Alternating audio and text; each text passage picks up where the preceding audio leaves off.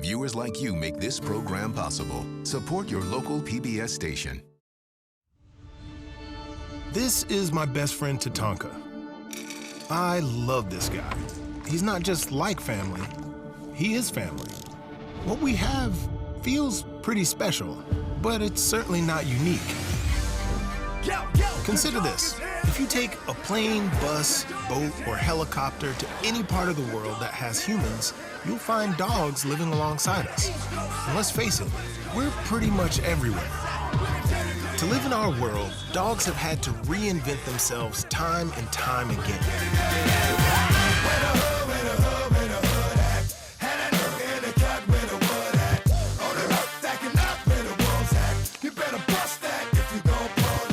Shaggy, short-haired, hairless, and dreadlocked. Tiny, sensible, and massive.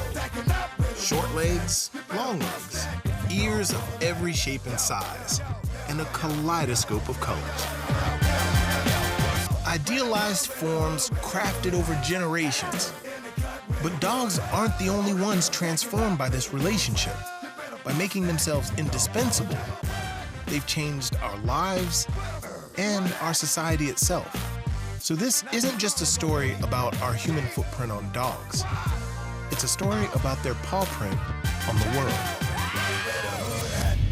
Welcome to the age of humans, where one species can change everything. And what we do reveals who we truly are. This is Human Footprint.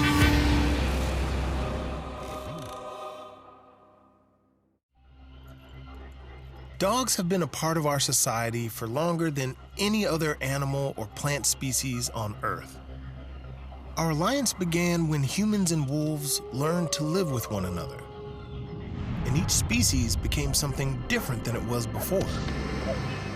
In the millennia that followed, we've shaped entire ways of life around the descendants of those ancient wolves.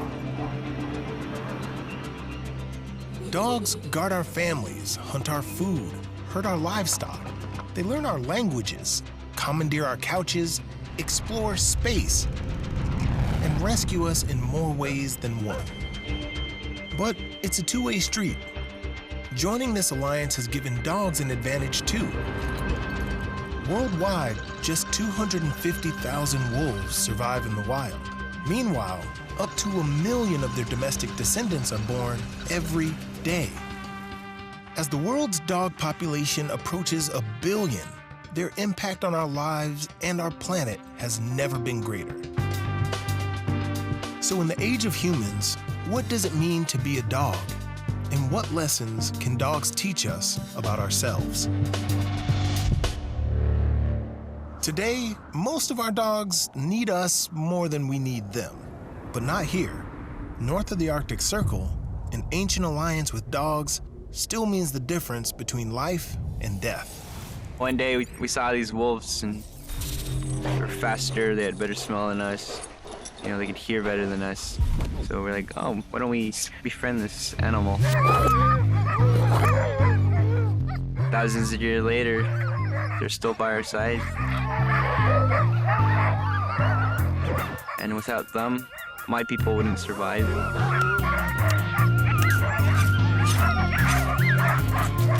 They're part of who we are, dogs.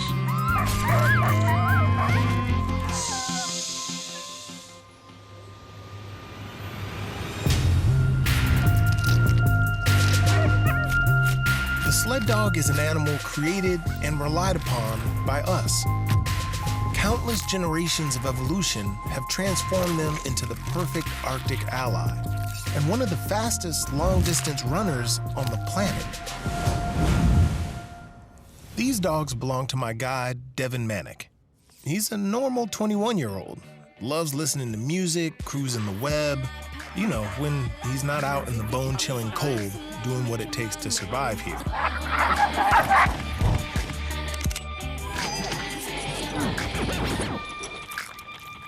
Those adorable, bloody little faces. They're no pet dog, eh? Do they prefer, like, raw meat over kibble? If I feed them kibble, they'll start losing weight. Okay. Meat is what keeps them going. I feed them whatever I hunt. So the whole animal. What do you imagine it was like for the first people that like colonized this place without dogs? A lot of work. Yeah. A lot of work, because there's just not a lot to eat up here. And what little there is doesn't give up easy. So if you're ever lost in the Arctic, make sure you have mukta. It has all the vitamins you need, so you won't get scurvy. Mavis is Devin's mom and an expert in all the delicacies the Arctic has to offer. What is this? Whale skin. It's very oily and oceany. Oily and oceany. I like that. I like that. So you could take that piece. Okay. Yeah. Is it oily and oceany? It is both oily and oceany. Yeah, that was a great description. Belugas are cute and all, but they taste really good too. You're just a little white whale on the go. How old were you when you started hunting? I got my first seal when I was 8. Wow. For thousands of years, whether it's across the sea ice or on land, dogs have been an essential part of any hunting expedition here. So what I was about to eat is only here because of that human-canine alliance. Frozen muskox meat from the leg. Well, meat is very high in our diet.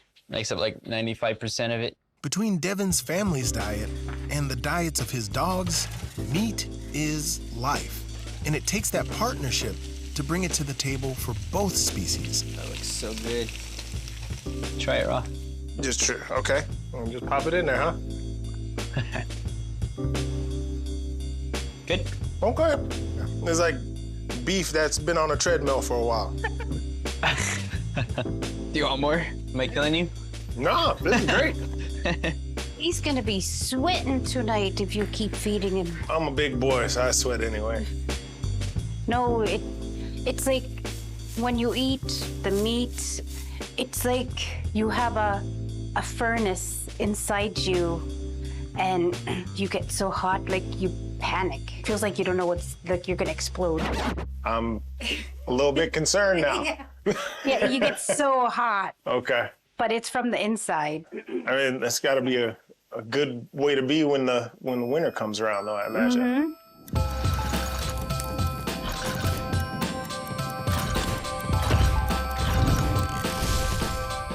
Thanks, Mama. You're welcome. Thank you so much. I have the best mom in the world. Wild carrots. She picked them just right across the street. Better leave your mom alone. Yeah, choke on your muskox. Devin's community has first-hand experience of life without dogs, but not by choice. It's the tail end of the brief summer, so-called, that they hit on Cornwallis Island, 75 degrees north. They've named the place Resolute. In the 1950s, the Canadian government established a permanent settlement here to secure their claim to the land. So they relocated families from northern Quebec all the way up here. They were Inuit, but where they live, there's trees growing.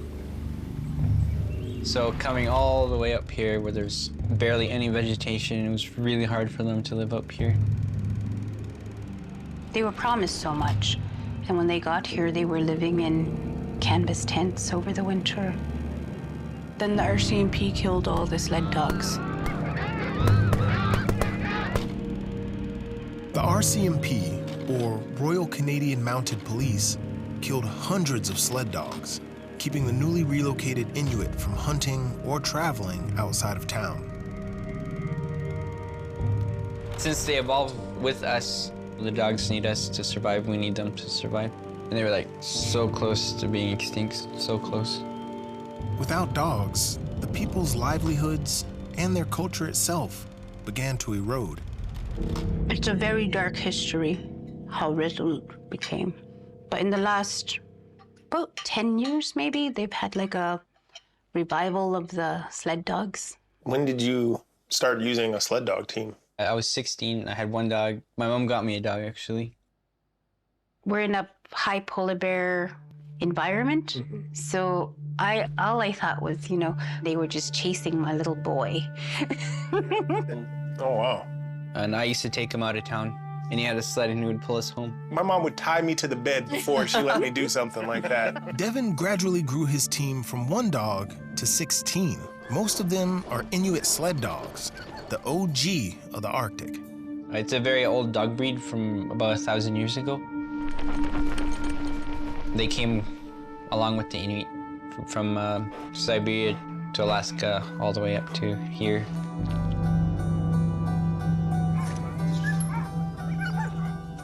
But after the near extinction of the Inuit sled dog, there weren't many elders in Resolute to teach Devin how to hunt the old way.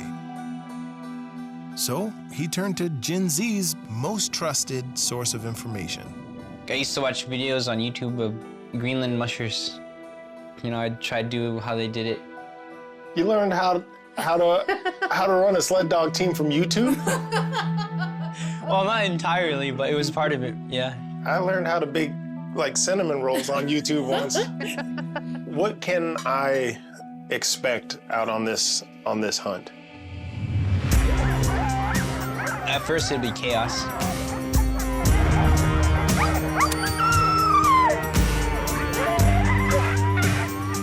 I have legitimately never seen and definitely never heard anything like this before. God, these boys are ready to go. Yeah, adult fights get pretty nasty. If I don't stop them, they'll try to kill each other. It's game time out here. All right, put the bear. Yeah, like you might as well not even come out here if you're not gonna put the bear skin on it. Yeah. 2 more left. When I'm in the last run, you get on the sled. Okay.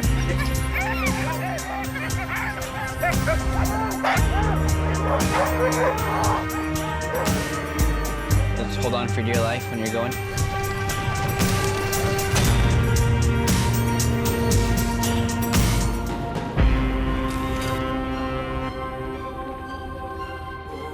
They should start slowing down once we get into the flat ice. Over millennia, only the strongest, most cold-tolerant dogs survived these brutal conditions. They evolved into a creature the planet had never seen.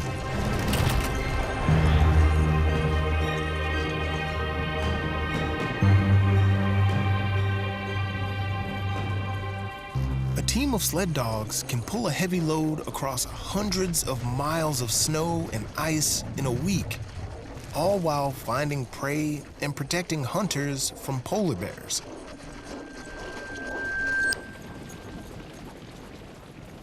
With these dogs at our sides, humans unlocked life above the Arctic Circle. I'm usually hunting alone. Just me and the dogs. They don't care about anything else. They just want to pull. Can't survive without each other.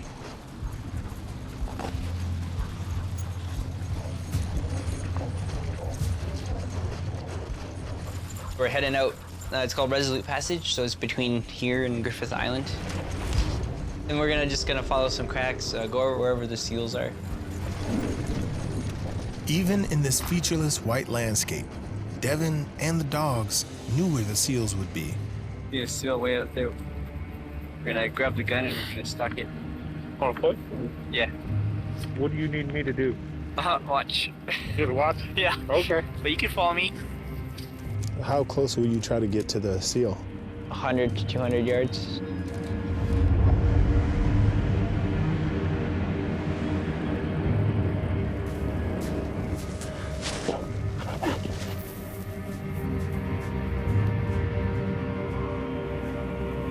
God, it's cold out here.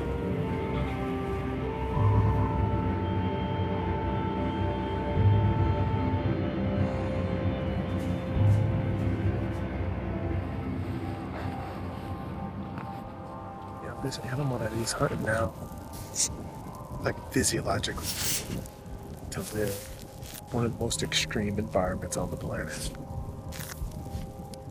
And the same way these dogs, I mean, I had to stop because they were overheating out here. We've worked for like 1,000 years. Like without a team of dogs like that, I have no idea how anyone could survive. I think it's about to take a shot.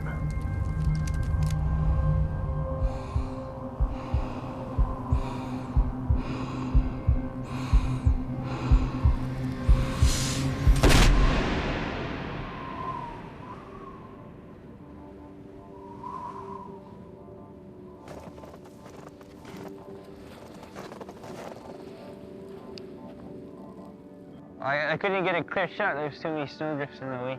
Can you go for a swim? No, hell no. If the seals are gone, they're gone. We move on. Frustrating. If I don't get a seal, I can't feed my dogs. This time of year, the sun doesn't set, but Devin knows when to call it a day. It's after midnight. Definitely time to make camp on the ice. So this is how you secure dogs if you don't have an ice screw. You just chisel out 2 holes in the ice and you make them meet. Is there anything I can do to help? Look out for bears for me. Okay. Yeah, that'll hold. Then, sure enough, an off-white object appeared on the horizon.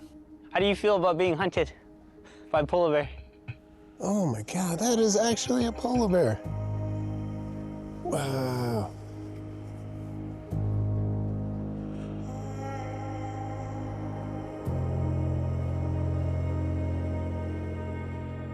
Just like I remember from the Coca-Cola commercials.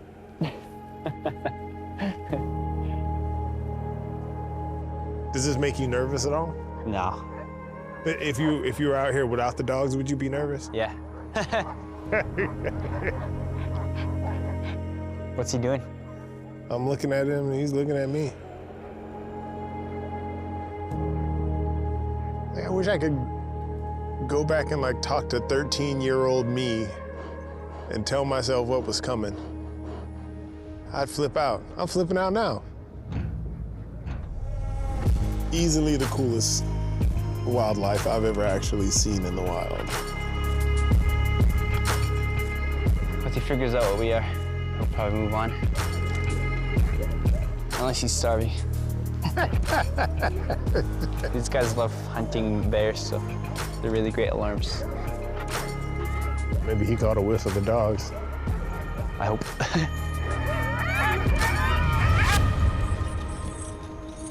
Devin's dogs are unlike anything I've seen before. Humans transform them into workhorses that haul massive loads over vast distances in the harshest environment on the planet. But they transformed us too. By opening up the Arctic, these dogs became the foundation of a unique culture found nowhere else. Seeing sled dogs at work, it's tempting to think that it's dogs' physical prowess that makes them such perfect partners. But through our species' history, the bond we share is actually less about brawn than it is about brains.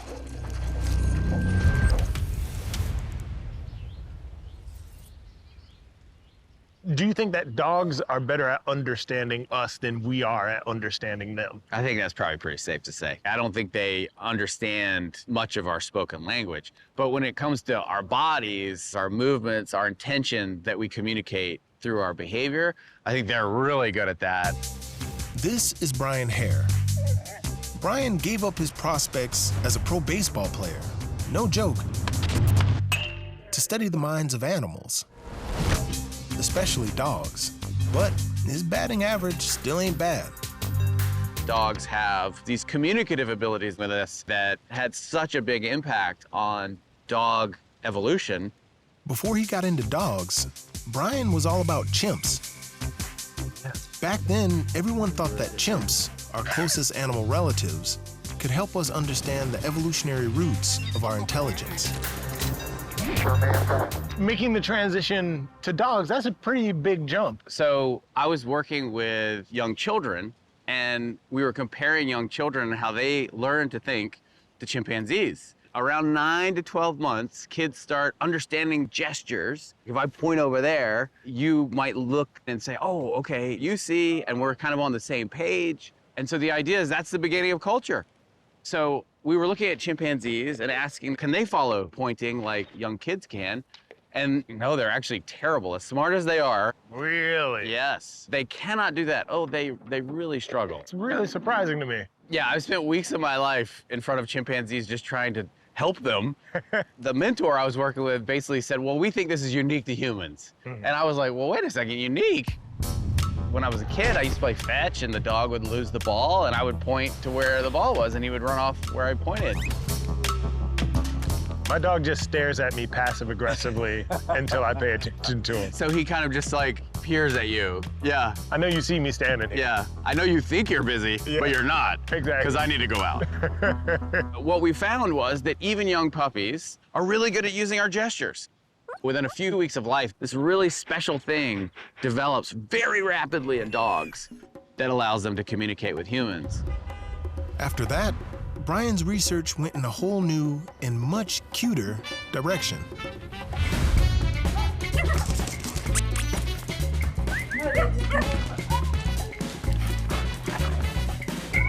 I run a lab. I don't get to do this, and I'm kind of pissed about it, to tell you the truth. What is it like to have the best job in the entire world? It's like my birthday every day. I just wake up in the morning, and I'm like, oh, I can't wait to see you guys. This is Vanessa Woods. She and Brian wrote the book on dogs' unique cognitive abilities. And today, they also run the Duke Puppy Kindergarten, which is basically a preschool for service dogs.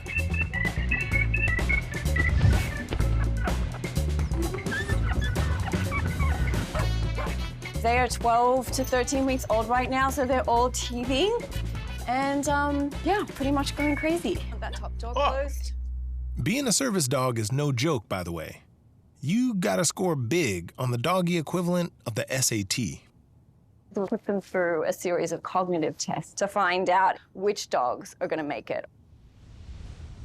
These tests are some of the same ones Brian was doing, without success, on the chimps. So walk me through one of these tests. Yeah.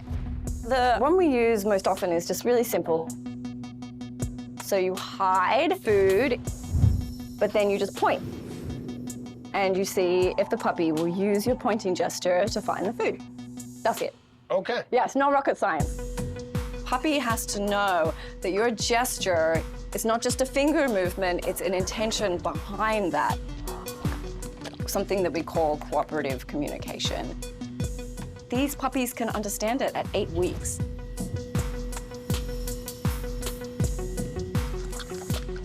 Seems pretty simple, right? No tricks involved. You're literally giving them the answer.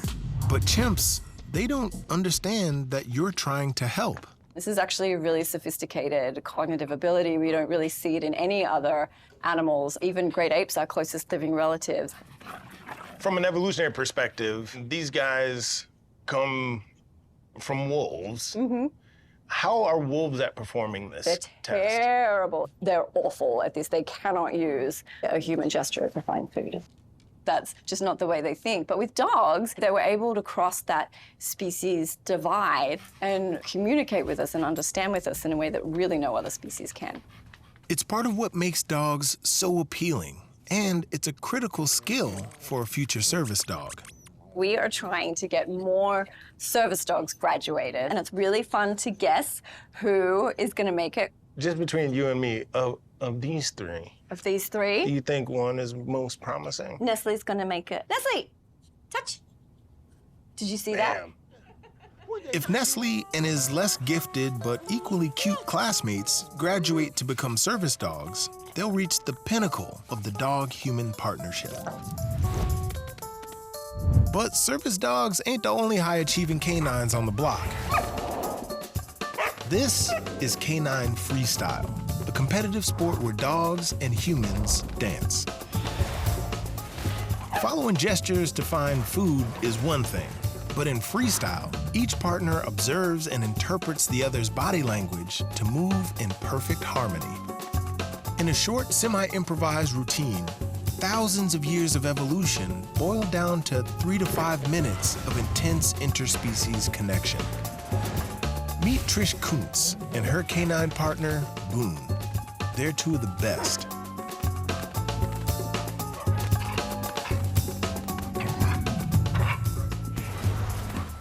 Why do you like freestyle so much? Oh, gosh. Because of this connection thing. We're equal partners. Dogs have a tremendous capacity for creativity. We allow dogs to really fully invent movement.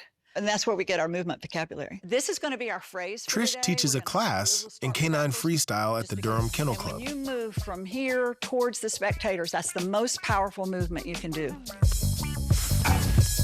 Baby, I am what I am. I'm gonna be who I be. Everything from chasing the cat to on the tree. Let me see what I gotta see. Do what I gotta do. Dog for life, but keep it true. Freestyle truly is a dance. With the flick of a wrist, the point of a finger, the subtle lift of the chin, the dogs move exactly as instructed. No other species can communicate with us so effortlessly. What are the cues that you think he is keying in on? First is always body language with Okay. dogs, 100%. It's more powerful than anything. I just lift my chin, he's like, backs up. That subtle.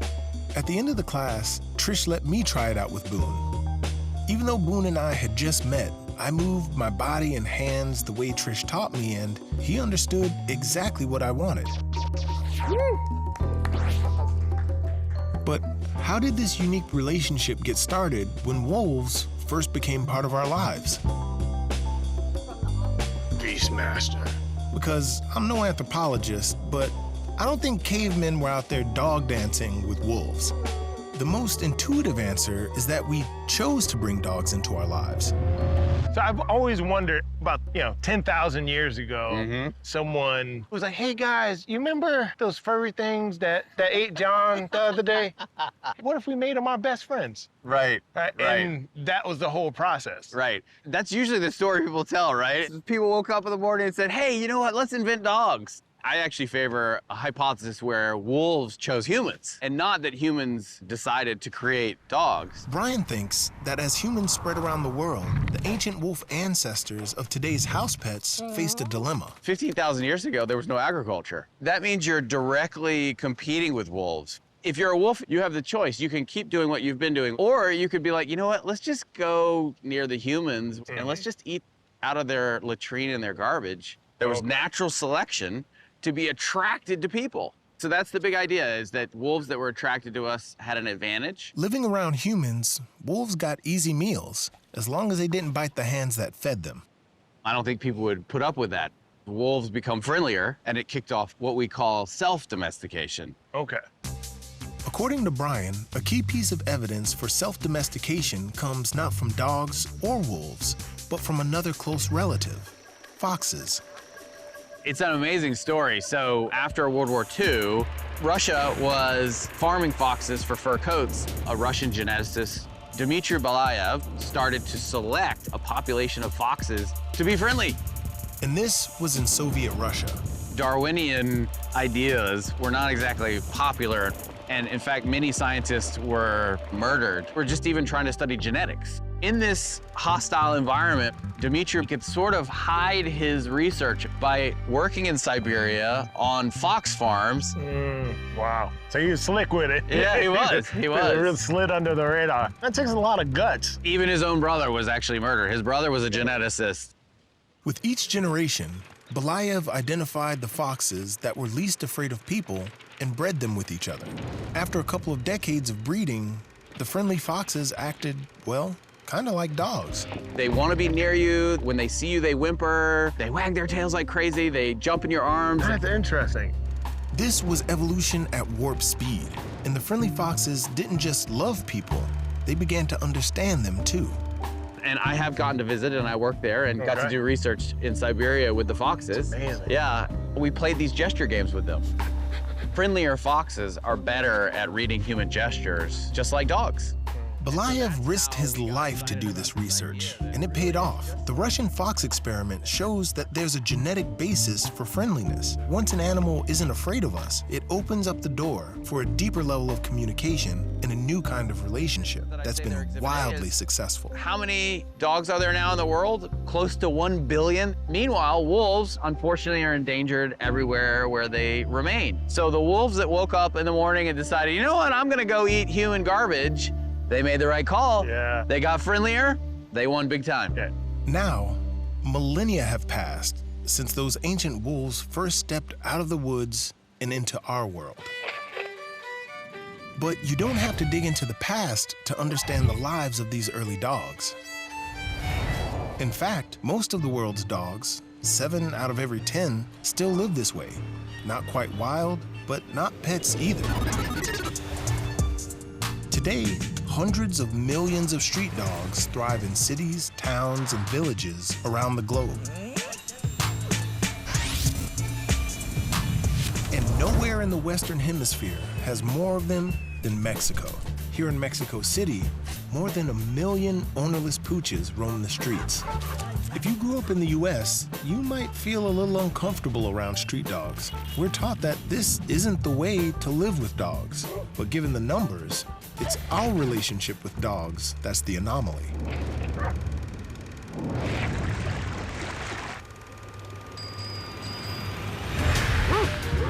Generalmente se mueven en manadas. Generalmente se van juntando varios perros, entonces van llegando otro y otro y otro a esa misma zona y finalmente se van haciendo compañeros. Cynthia Martinez is a nonprofit veterinarian who cares for stray dogs, but she doesn't have to go into the office to see her patients. Here in the streets, reading humans and their intentions can help a dog find a free meal or avoid a beating. It's probably in this context, living in our shadows, that dogs first learn to understand us. I have a very large Great Dane who is pretty pampered, I admit. If he were to end up here on the streets, how do you think he would need to change in order to successfully survive? Necesitaría valentía, carácter, sacarlo más de su instinto. No confiar tanto en los humanos. Ese sería. Actually, it sounds very similar to the lessons that I learned growing up in the hood in South Carolina, actually.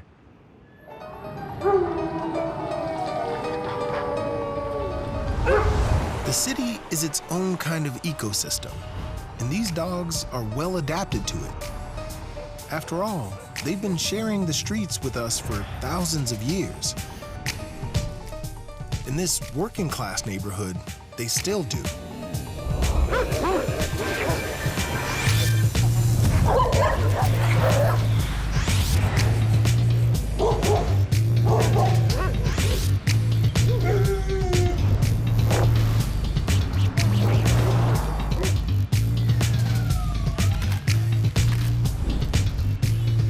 But across town,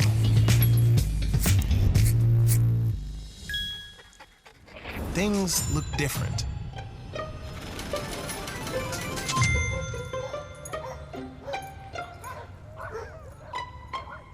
Mexico City's wealthier neighborhoods look a lot more like cities in Europe or the US, at least where the dogs are concerned. But why?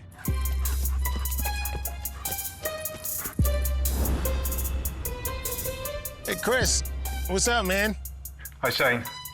I'm really interested in trying to understand how we got here, like to this specific relationship with dogs. This is Chris Pearson, a historian in Liverpool who studies humans' complicated relationship with animals. He's written a book about how dogs shaped modern cities and vice versa. Imagine you were a street dog in New York in 1800s. You could go where you wanted to. You could hang out with different types of dogs, different types of humans. Until the 19th century, cities in the US and Europe were full of street dogs. Even in the wealthy neighborhoods, it was normal. Things began to change as dog breeding and recreational hunting came into fashion among the upper class. At the same time, a wave of immigrants moved into European and American cities. Elites began to see the old way of living with dogs on the street as distasteful, but it was more about disdain for certain groups of people than dogs. Often, elites in a city, they would marginalize people, poor people, people of color, as kind of almost like animalistic, and the way in which they lived with animals was sort of seen as evidence of that. People in power used every opportunity to wipe out street dogs as a way to enforce their way of living, which they perceived as more civilized. In 18 1948, there was what newspapers called the Great War Against Dogs, which was when basically there was a rabies scare. They produced loads of material, propaganda if you like, that these were like dangerous, disorderly, dirty dogs who had to be wiped out. Dogs who weren't leashed or muzzled, they would be killed. Sometimes you'd have policemen like shooting dogs in the street. In London, they were poisoned, and in New York, they were drowned in the East River. The sudden decline in street dogs had an unexpected effect on one big New York City industry. So by the early 20th century, the streets were cleaner. Before that, dog mess was part of the urban economy, so people would go around picking up dog mess, taking it to tanneries, and it was used to treat leather. People use dog dookie to tan leather? Yeah. Now this is a very important question. Are any of the leather goods that I'm buying now being treated with dog dookie? Is that a leather cap you've got on? Poop jokes aside, the elite crackdown on dogs wasn't just limiting where dogs could be. It was actually redefining what dogs were allowed to be. We've radically transformed the lives of dogs. We control how they move, we control how they're bred, we control heavily what they eat. You know, it's a huge, huge change. We don't have street dogs anymore. This transition changed our relationship with dogs, but it also reinforced how cities are divided by class and race. You can see it in Mexico City, where the transition is still underway. Rich parts, you see purebreds on leashes. Poor parts, street dogs on every corner. But just because they live on the street doesn't mean all these dogs are on their own. Take, for example, my boy Guero. What's up? Cristina Muñez is another vet who works with street dogs, and she recently took Guero into her home.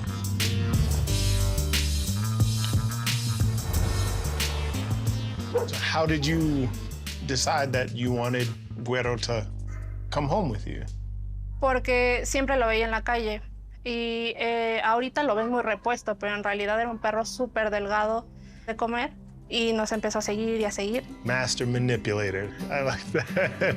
Yeah, you. Guero isn't exactly a pet, but he's not entirely a street dog either. He's just found one more way to be a dog. And he's definitely not alone. Millions of dogs around the world live like he does. Guero has a home base and even a roof over his head, but he also leans on a wider community of humans for life's essentials. A community that includes Cristina, but also the ice cream lady on the corner, and others that only Guero knows about. Now, do you consider yourself Guero's owner? Yo creo que el 80% sí. Justo, mi mamá dice que Guero agarra la casa de hotel porque viene a desayunar, comer y cenar y tiene su cuarto, pero se la vive de vago en la calle todo el día. You can take the dog out the street, but you can't take the street out the dog? Sí, es como algunas personas, el barrio los respalda. Okay. Our cities and towns may be changing, but dogs always seem to find a way to fit in. Even high above Mexico City, you can hear them in the streets below, doing what they've always done, surviving in a world full of humans. I think it's easy to look at the street dogs and see the tragedy of it. But, you know, like actually seeing the dogs, being able to interact with them on the street, like seeing individual lives, I think there's something a little bit deeper there that, you know, I think is somewhat hopeful and something that I can relate to in a really odd way. These animals, they don't get a lot, but they make use of what they do get. And you live the life that you can live.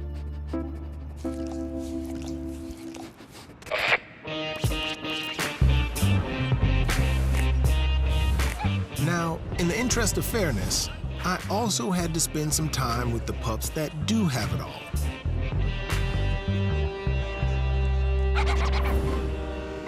because they're part of this story too. And they're giving back to us in a way you'd never expect.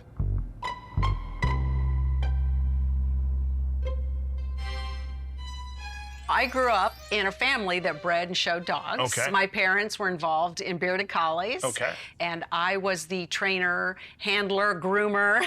Oh, wow. I became all of that. And so I grew up in that world. This is Gail Bisher. And if you can't tell, she's really into dogs. Gail is a legend in the world of dog breeding and dog shows. I really like the competition, and as a young person, I competed. And for me, I grew up in the Midwest, so going to New York City as a teen, it was... Very exciting. It was very exciting. By the time she was 12, Gail was training and competing with award-winning dogs.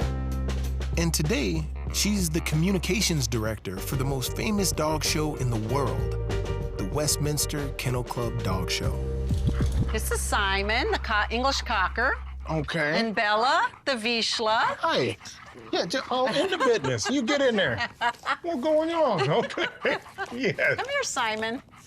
One thing that people don't realize is that dog ownership and breeding has really shaped human history. If you could have a dog that had certain traits to make it a good hunting companion, that's something that then could help you survive.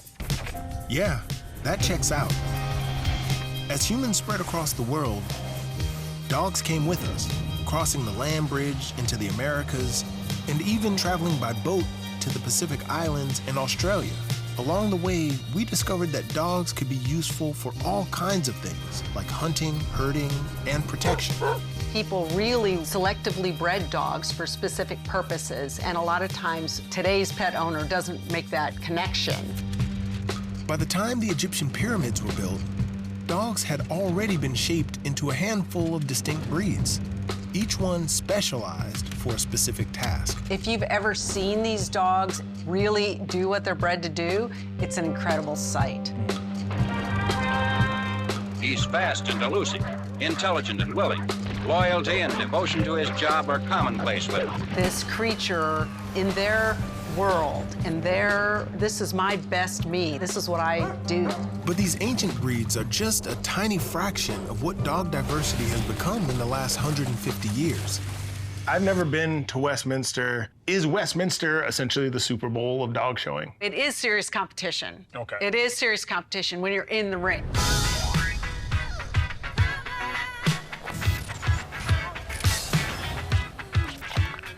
Okay, I've died and gone to heaven. Bouviers, bulldogs, Spanish water dogs, dachshunds and chihuahuas, borzois, Chinese crested, Basenjis, pugs, Scottish deerhounds, and toy poodles. Now, who's hot, who not? Tell me who rock, who sell out in the stores. You tell me who flop, who cop the blue drop, who jewels drop tops, who mostly don't. And these are no ordinary dogs. These are the best of the best.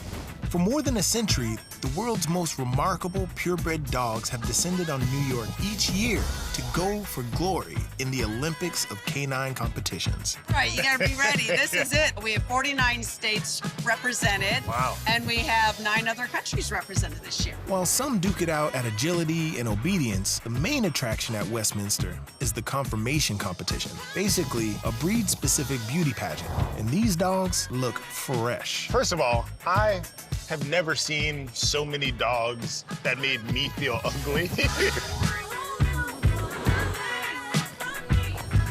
For every coonhound and commodore, every pharaoh hound and corgi, every cocker spaniel and greyhound, the title of best in breed is the Holy Grail.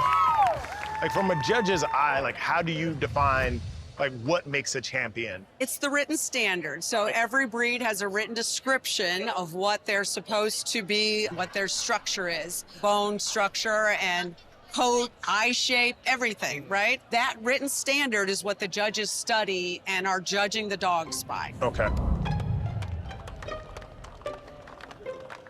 In the 19th century, as elites cracked down on free-roaming dogs in major cities, owning and breeding dogs became part of high society.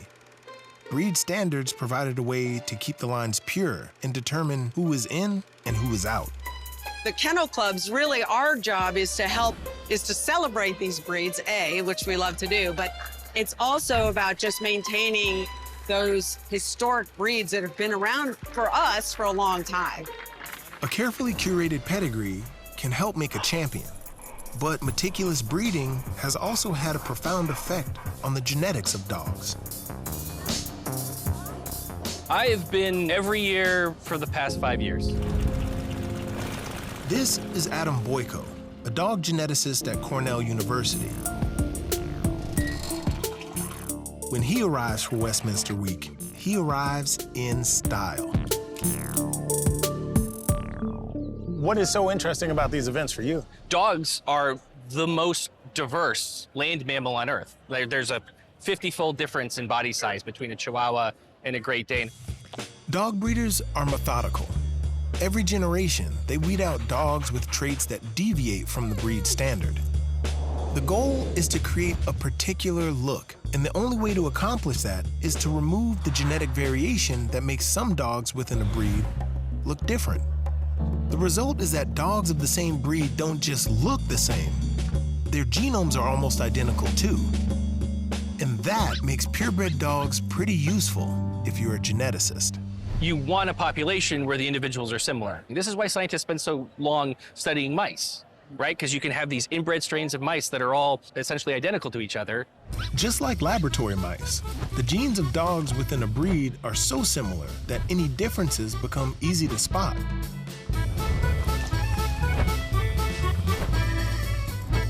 And finding those differences helps researchers discover which genes encode which traits. Tell me about these dogs. Rhodesian Ridgebacks. This breed was a landrace breed in Africa, so this is used as a guardian. In southern Africa, guarding sheep can mean defending them from lions. So yeah, these dogs don't mess around. They're named for the distinctive ridge of fur that grows against the grain on their back. But a few Ridgebacks, about 1 in every 200, don't have that signature ridge. Scientists compared the DNA of Ridgebacks with and without ridges, and sure enough, found one consistent difference between them. That ridge is actually a chromosomal duplication that's 133 kilobases long that's on chromosome 18. And so dogs that have at least one copy of that duplication wind up having this ridge. Okay. Using this technique, scientists studying dogs have discovered the genes that encode dozens of traits. Mutations in 3 genes determine whether a dog's coat is short or long, straight or curly, and smooth or wiry. A mutation in another gene, and you lose hair altogether. One genetic change means the difference between erect and floppy ears, while another produces the stumpy legs of corgis, dachshunds, and basset hounds. And just a handful of mutations can shrink a Rottweiler down to the size of a beagle. But studying dogs' DNA isn't just helping us find the genes that make each breed distinctive. What are the genes that predispose people and other animals to cancer? Human populations have a ton of genetic diversity. So figuring out which of our genes does what is really hard. Thanks to the genetic quirks of dog breeding, though, it's doggy DNA to the rescue. Because it turns out that our furry friends can tell us an awful lot about us, too.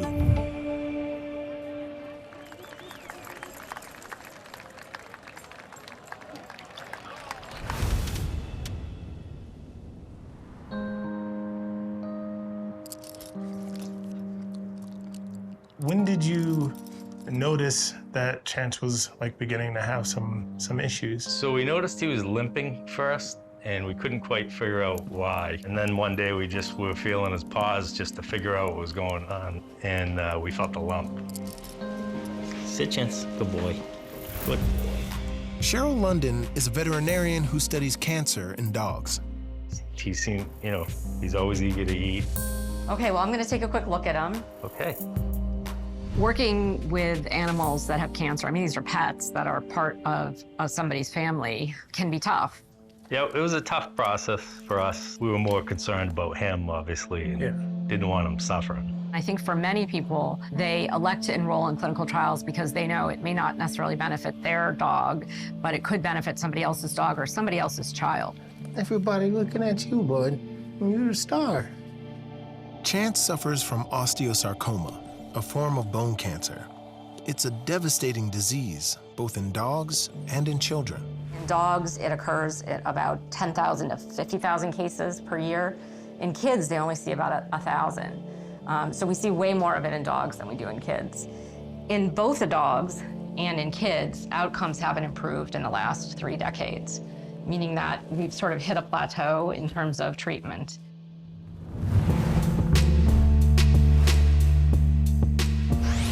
From the veterinary hospital, Cheryl sends Chance's blood sample to the Broad Institute. We got a blood sample and we'd separate it, we'd extract the DNA using those fancy magnetic Eleanor beads. Carlson is a geneticist, an artist, and much to my surprise, not a dog person.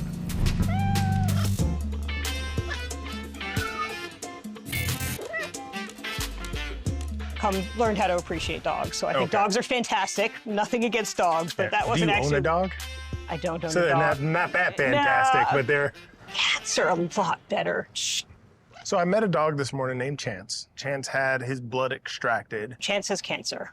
And he's got cancer in a particular place in his body. When I was a graduate student, we got started on a project looking at osteosarcoma, bone cancer, in dogs. And so with dogs, we have these particular breeds, like the greyhound, where a lot of them are getting bone cancer. And so we had a study where we sequenced DNA from a bunch of greyhounds that had bone cancer and dogs that didn't.